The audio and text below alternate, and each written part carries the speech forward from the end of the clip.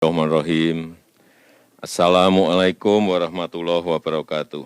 Waalaikumsalam warahmatullahi wabarakatuh. Hari ini saya bersama-sama dengan Bapak Kepala BIN dan juga Bapak Gubernur Provinsi Aceh Nangro Darussalam melakukan program vaksinasi door to door dari pintu ke pintu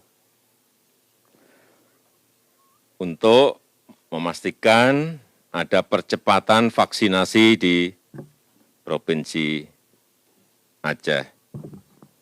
Dan kita harapkan melalui kegiatan vaksinasi ini, total ada 30.000 masyarakat yang akan tervaksin dan 42.000 santri dan pelajar. Vaksinasi door to door ini kita lakukan untuk lebih memberikan pelayanan kepada masyarakat secara langsung karena dari pintu ke pintu.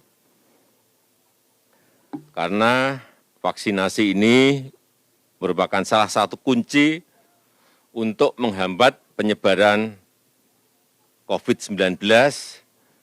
Dan kita harapkan dengan percepatan vaksinasi, penyebaran COVID-19 ini, laju penyebarannya bisa kita kendalikan.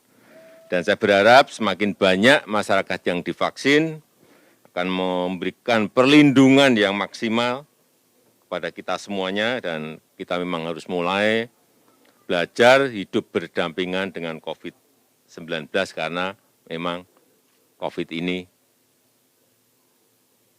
tidak akan hilang secara total dari negara kita.